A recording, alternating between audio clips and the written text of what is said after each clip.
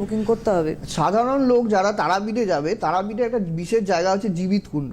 এই জীবিত কুণ্ড নিয়ে আমি সামনে আলোচনা করব। জীবিত কুণ্ডের ঘাটে ইম্পর্টেন্ট কি, যারা যাবেন বিশেষ করে জীবিত কুণ্ডের জল তার 5 ফোঁটা কোমর নাভি পদ্মে দিয়ে, এবং কেউ যদি 64 উপাচার সহযোগে তারাপীঠে যদি আহুতি দিতে পারে কৌশিকী অমাবস্যা এই বিশেষ যোগগুলোতে, তবে কিন্তু তার কিন্তু সমস্যার সমাধান হয়।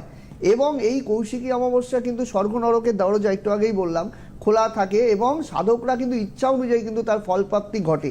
এবং তারামায়ের যারা সাধনা করে সাধকরা এইটুকু মনে করে যে চতুর্বর্গ ফলপ্রাপ্তির জন্য এই দিনগুলো কিন্তু ইম্পর্টেন্ট, এবং তাই তারাপীঠে এত মানুষ এই দিনকা মানে তা কৌশিকী অমাবস্যায় আসে। কৌশিকী অমাবস্যায় সাধারণ গৃহী মানুষদের জন্য আমি বলবো, তারা কুশাসনে মাকে রেখে, বাড়িতেও যদি থাকেন কুশাসনে তারা মাকে রেখে সেখানে ষোড়শ উপাচার দিয়ে যদি না পারেন, তবে নিজের সাধ্য অনুযায়ী যদি পুজো দিতে পারেন, তাতে কিন্তু অনেক সমস্যার সমাধান হয়। কিন্তু যাদের গ্রহগত দোষ রয়েছে, গ্রহগত দোষ কিন্তু পুজো উপাচারে আপনি আশীর্বাদ পেতে পারেন, কিন্তু গ্রহগত সমস্যার সমাধানের জন্য সেই দিনটা কিন্তু বিশেষ ক্রিয়াকর্মের কিন্তু প্রয়োজনীয়তা আছে, তবে কিন্তু আপনি সেই রেজাল্টটা পাবেন।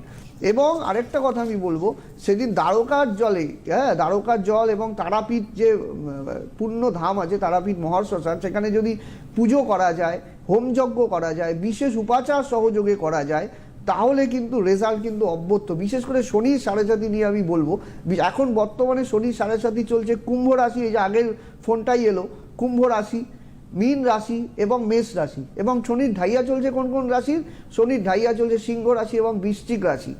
এই সমস্ত রাশি লগ্ন এবং যাদের দেখা যাবে যে কালসর্প দোষ রয়েছে, মাঙ্গলিক দোষ রয়েছে, বিবাহে বাধা চলছে, এই কৌশিকী অমাবস্যা কিন্তু দেবী কৌশিকীর আবির্ভাব, এই দিনটা কিন্তু বিশেষ ইম্পর্টেন্ট একটা দিন, তাতে কিন্তু বিশেষ ফল লাভ হয়। একদম। আবার আসবো আমরা।